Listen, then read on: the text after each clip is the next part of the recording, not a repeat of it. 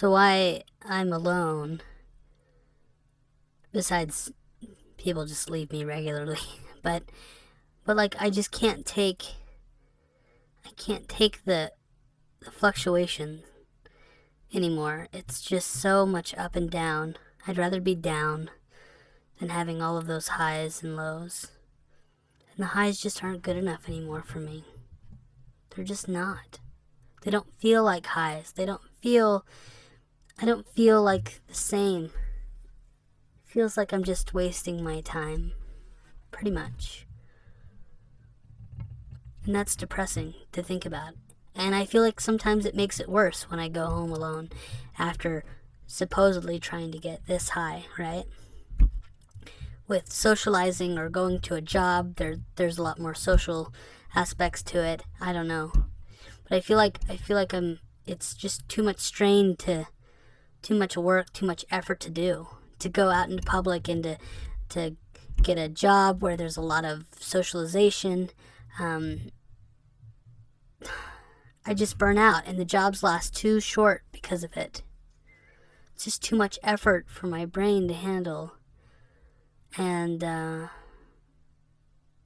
guess that's what medications are for, right? You pop a medication and that does the work for you. But they just haven't worked for me enough. They didn't help with my marriage, right? I used medications and things still failed. With medications, my ADHD is just more efficient.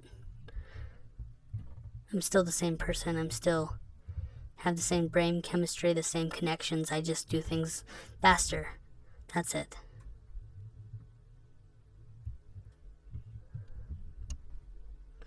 More attentive to what? More attentive to failing people. Like, why do I want to be more attentive? More attentive to the loneliness, more attentive to the sadness, more attentive to the depression. Like, that sounds terrible to me. Why do I need to put a magnifying glass on my failure? That's what socializing feels like to me. It feels like I put a giant magnifying glass on my failure.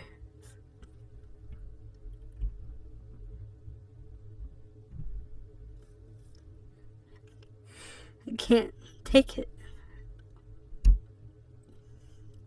And if I don't leave, then I can just be a failure to myself, and I don't have to let another person down.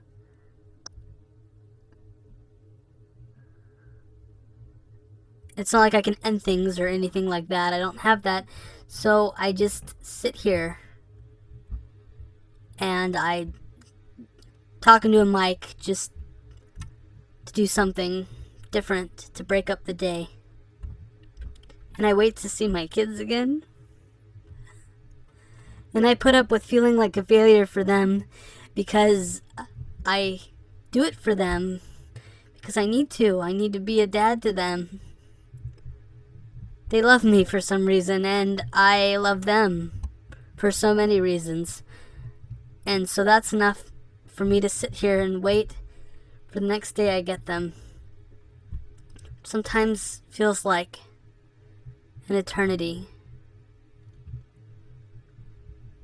It never goes by fast.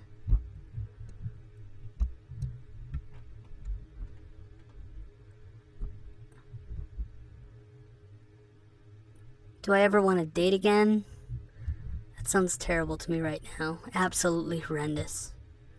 Have I tried? Yes. Have I gotten in a relationship afterwards? Yes. And it was all it's just meaningless and terrible. There was no meaning to any of it. Again, it was just magnifying my weaknesses, my insufficiencies, my failures. And I know that I have good things about me, but my brain won't let me look at those good things.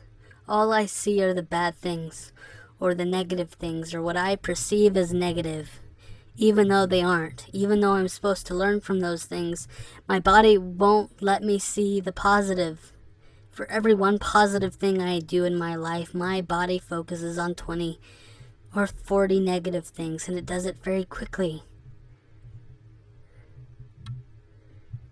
I have really fast thoughts. It's the only way it works, you know?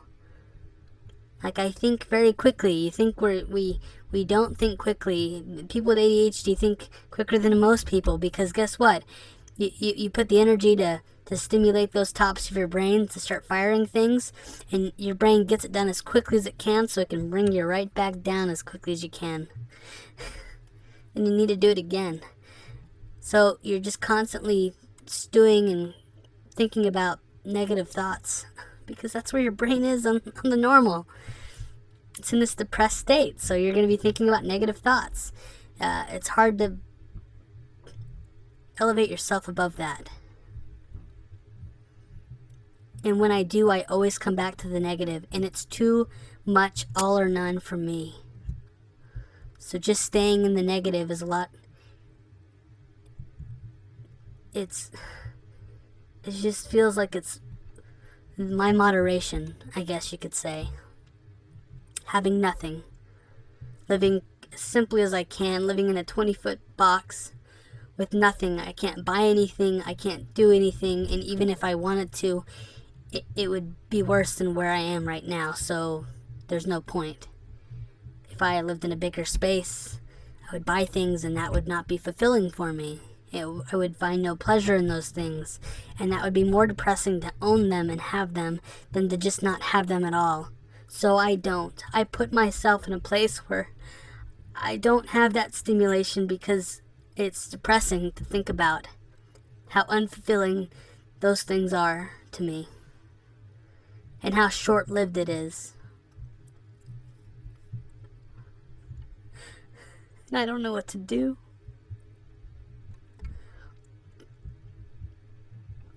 So I just talk and sit here. I don't even wish for something better, because I've done so many things in my life. I don't know what could be better. And the things that you hear on TV about people doing things that are really nice and vacationing, it's not better. It's such an illusion to me. In my brain, it's just an illusion. And when you go out there and you do those things, or you go on vacations, you're still the same person. You're still depressed. You're still on that low. Your brain is still not functioning like you think everybody else's is.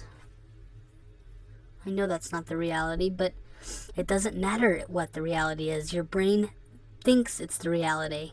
That's how you're feeling. So that is your reality, even though you know that that's generally not how things work. But when you have these deficiencies and you can't function like everyone around you, you don't fit in anymore. And that's when you question why you should even stay here in the first place. Because what's the point? I'm here for my kids. That's it.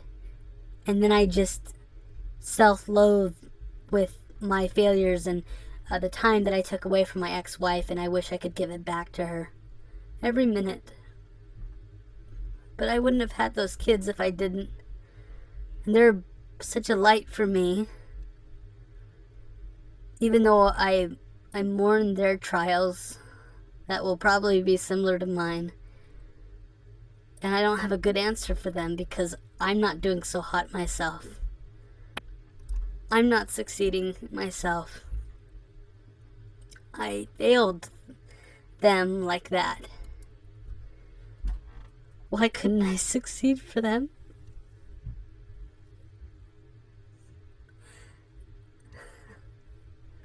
Never have another child, right? For me. Lesson learned. Should have stopped where I started, you know?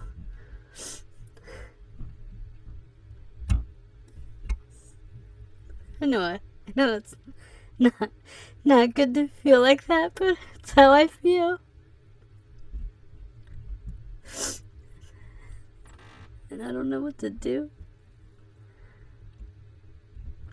Just sit here and talk. And keep talking. and keep crying and keep talking and stare at the wall a little bit more till I can fall asleep again.